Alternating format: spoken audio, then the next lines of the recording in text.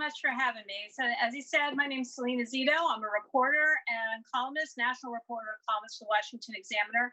I also write a weekly column for the New York Post, and I contribute to the Wall Street Journal. I've also my columns are syndicated across the country, and I did co-author the book, The Great Revolt, Inside the Populist Coalition, Reshaping American Politics. I've been a reporter for 2 decades, and I have approached reporting in a very different way for someone who covers national politics. It began with my job at the Pittsburgh Tribune-Review, where my beat was national politics. And they sat me down at my seat and said, okay, write about this. And I was bored being in my seat after 2 days. I need to be out there and listen to people, not talk to people, but listen to people, find out what's going on. So my boss wisely, I think, complied with my request. And I began how I covered both midterm House and Senate elections, but also presidential elections. I only go on back roads. I never use a highway, never use a turnpike. I never fly.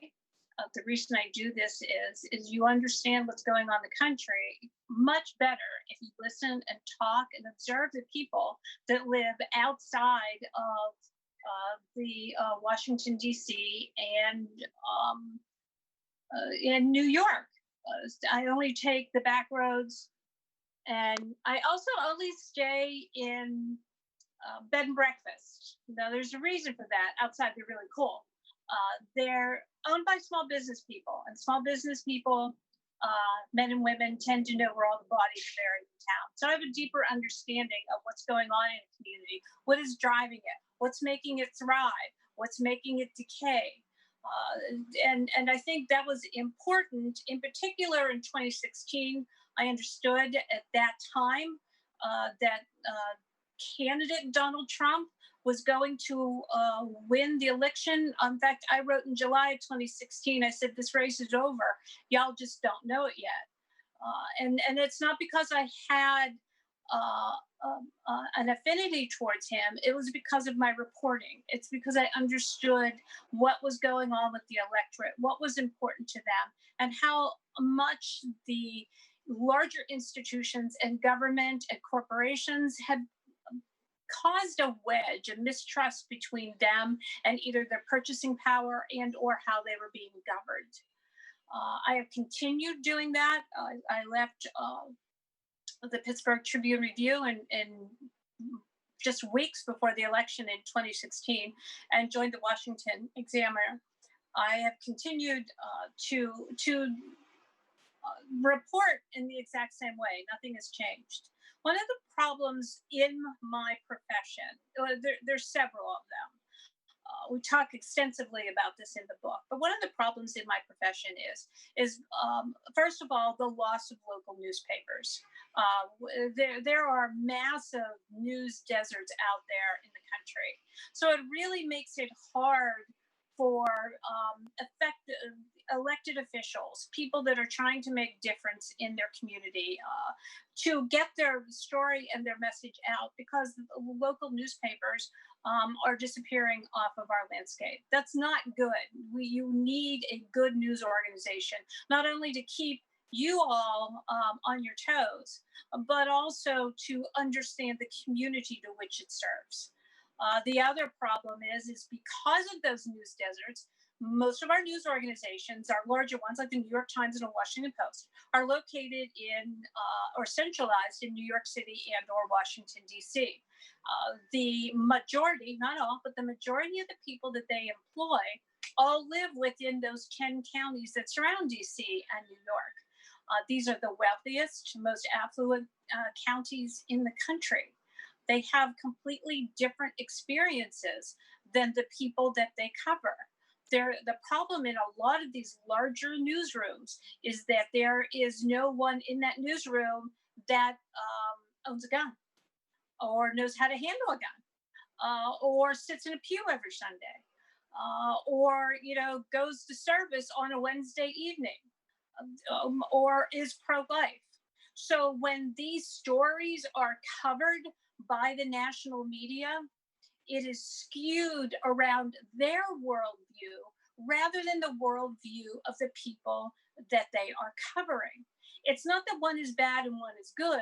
It's just that I think one of the biggest problems, not only in the news media, not only in my profession, but also in larger corporations and in larger institutions, is the lack of people that look like and act like and have the same sort of um, behaviors that you would find outside of New York and DC. Someone that went to a state school. I mean, let's just think about the NFL for a moment. In 2016, it made the decision to not to allow Colin Kaepernick to kneel during the national anthem.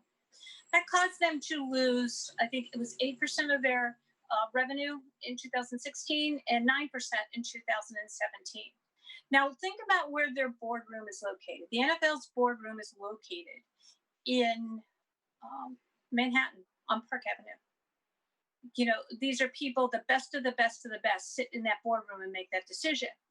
I would argue had they had a couple of people in that room that went to a state school or lived in, let's say, Canton, Ohio, where the Hall of Fame is, the decision would have been much more reflective of who their audience is.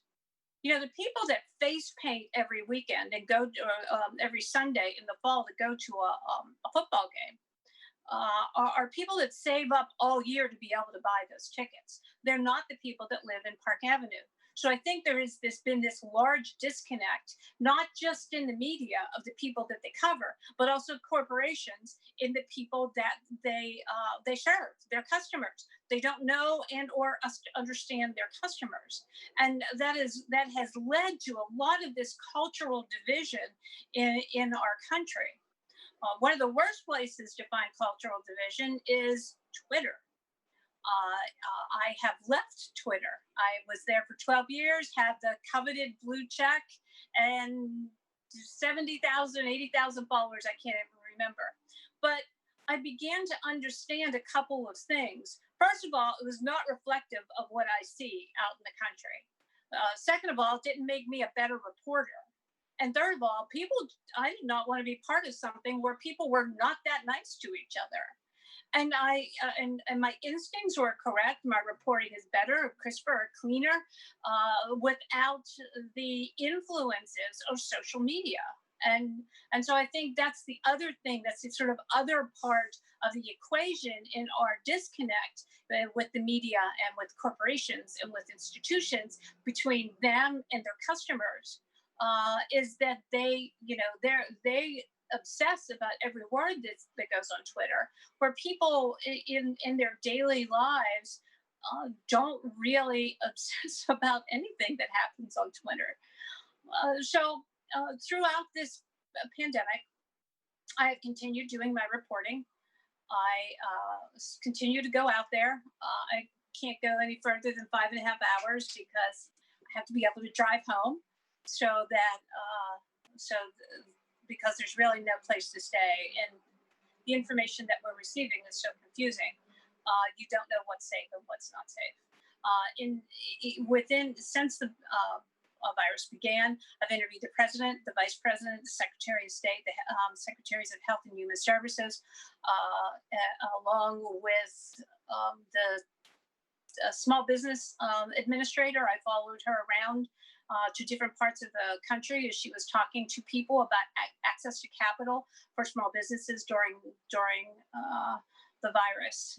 But I've also written about real important things that impact people's lives. Restaurants and small businesses that are going out of business, that have been legacy businesses, that have been in families for not 100 years, but sometimes 150 years, sometimes as long as since before the Civil War.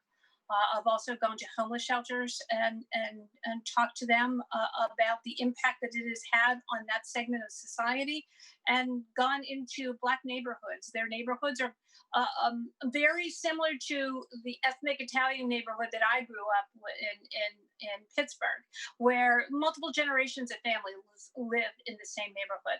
The barbershop and or the beauty salon tends to be the center of attention. And then the center of community, as the gentleman that I interviewed said, they call it the Black Country Club. I've also gone and also talked to several Baptist ministers, because the church is also an integral part of the Black community. So I've continued my journey. Also, one of the things that's sort of going underreported is the impact that COVID has had on people with substance abuse problems. It's either caused them to relapse, or they've had the inability to have meaningful interactions in to keep themselves from using again. So there's all kinds of stories out there that continue to be told. I think that, and if you want to follow my stories, all you have to do is go to selenazito.com.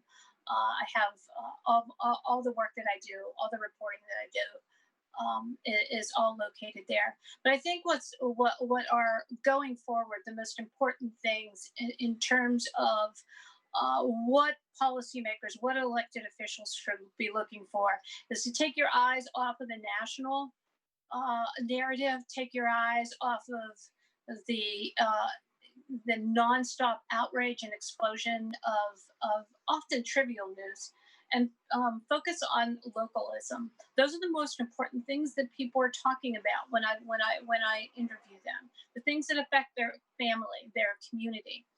One of the most important things that we do not, as elected officials, we do not focus on enough and realize enough is how aspirational the American person is.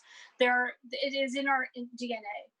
We always want to be part of something bigger than ourselves, and I think that's something that is an aspect that I think that is really important, that needs to be conveyed by elected officials. That's everything.